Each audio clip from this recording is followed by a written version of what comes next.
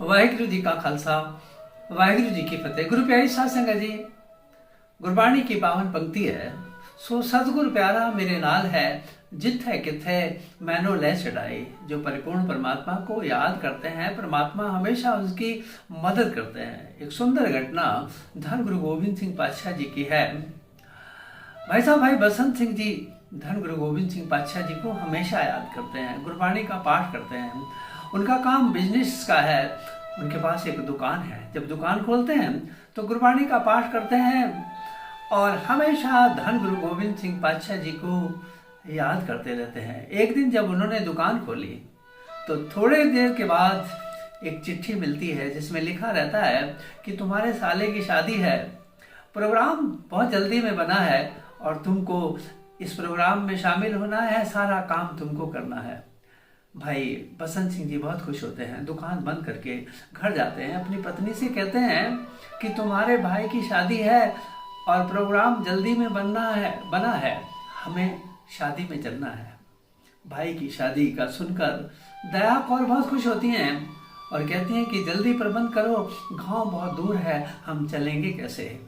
तब भाई बसंत सिंह जी कहते हैं कि मैं सवारी का प्रबंध करता हूँ, तब तक तुम सामान की तैयारी करो। दया कौर सामान की तैयारी करते हैं। इतने में भाई बसंत सिंह जी सुनते हैं कि कोई घोड़े वाला बाहर से आवाज देता है कि किसी को यात्रा पे जाना है तो मैं घोड़ा लाया हूँ।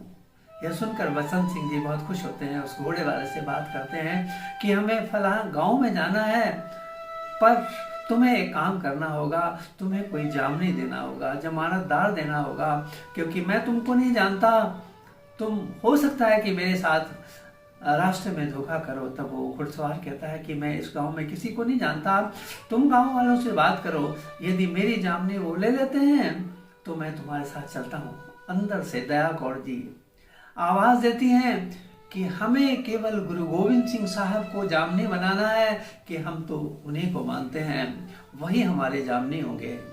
तब वो पठान कहता है कि गुरु गोविंद सिंह कौन है, मैं तो जानता भी नहीं।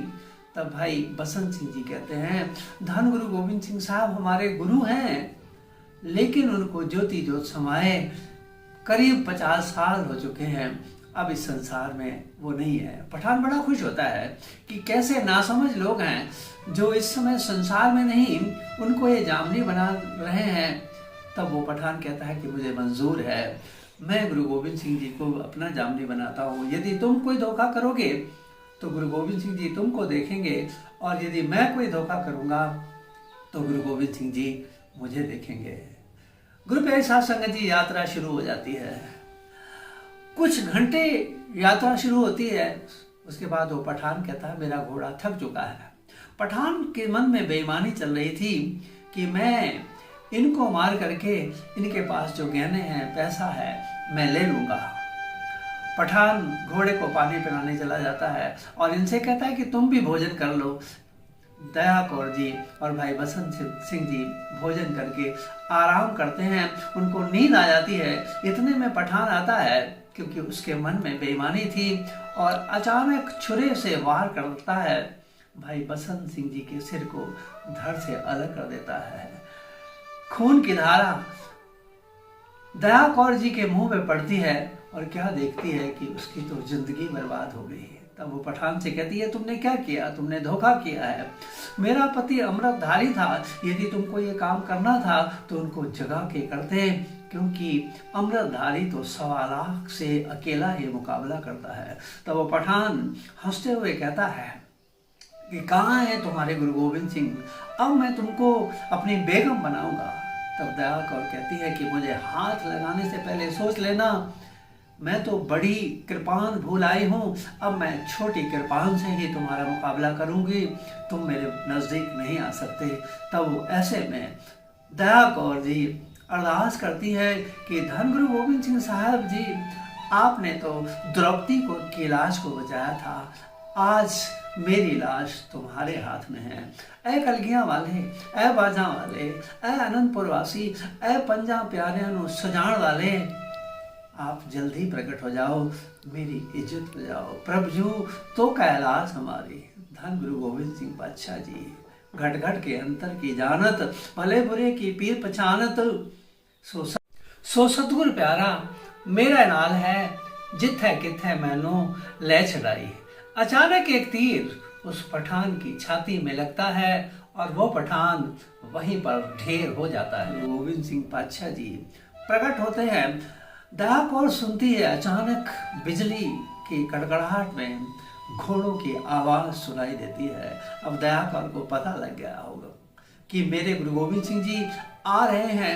क्या देखती है कि धन गुरु गोविंद सिंह साहब 5 प्यारों के साथ उसके सामने खड़े हैं। तब कहती है, ऐ कलगियां वाले, आपने आने में बहुत देर कर दी। तब धन गुरु गोविंद सिंह जी कहते हैं कि मैंने आने में देर नहीं की। तुम तो कभी कहती थी कि नीले घोड़े वाले आ जाओ, कभी कहती थी बाजा वाले आ जाओ, कभी कहती थी 50 प्यारियां नु सजान वाले आ जाओ, कभी कहती थी अनंतपुर वासी आ जाओ। इन सब की तैयारी में मुझे कुछ समय लग गया, मैं तो आ ही गया हूँ। बोलो क्या चाहिए तुमको। तब दया कौर जी हाथ जोड़ के कहती हैं कि ऐ गुरु कलगीधर पातशाह जी, मैं क्या मांगू। मांगना तो तुम्हारे सिख को है जो तुम्हारे सामने पर पड़ा हुआ है। धन गुरु गोविंद सिंह जी मुस्कुरा के कहते हैं, दया कौर मांगना तो तुम्हें आता है। तब धन गुरु गोविंद सिंह पातशाह जी भाई दया सिंह जी से कहते हैं, भाई दया सिंह जी, बसंत सिंह जी का जो सिर धड़ से अलग है, इसको धड़ से मिलाओ और अमृत के छींटे मारो। गुरु प्यारी साध संगत जी, जब भाई दया सिंह जी ने सिर को धड़ से मिलाया, अमृत के छींटे मारे, तो भाई बसंत सिंह जी कहते हैं, वाहिगुरु जी का खालसा, वाहिगुरु जी की फतेह। हाथ जोड़ के खड़े हो जाते हैं कि धन गुरु गोविंद सिंह जी, मैं ये क्या देख रहा हूँ। आपका दर्शन करके मैं निहाल हो गया।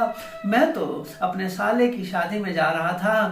तब बीबी दया कौर जी सारी घटना सुनाती हैं और यह सुनकर भाई बसंत सिंह जी कहते हैं, ध्यान धरो तैको मन में, जे को अवतोज सबे जग छायो। सो गुरु प्यारी साध संगत जी, मृतक को जीवान धार, मेरा गुरु मृतक को भी जीवित कर देता है, क्योंकि सब ते वट समर्थ गुरुदेव। हे सदगुरु जी, तू धन है, तू धन है। और यह घटना सुन के भाई बसंत सिंह जी दया कौर जी कहते हैं, धन गुरु गोविंद सिंह साहब, धन गुरु गोविंद सिंह साहब, धन गुरु गोविंद सिंह साहब। हमें भी अपने गुरु को हमेशा याद रखना है। वाहिगुरु जी का खालसा, वाहिगुरु जी की फतेह।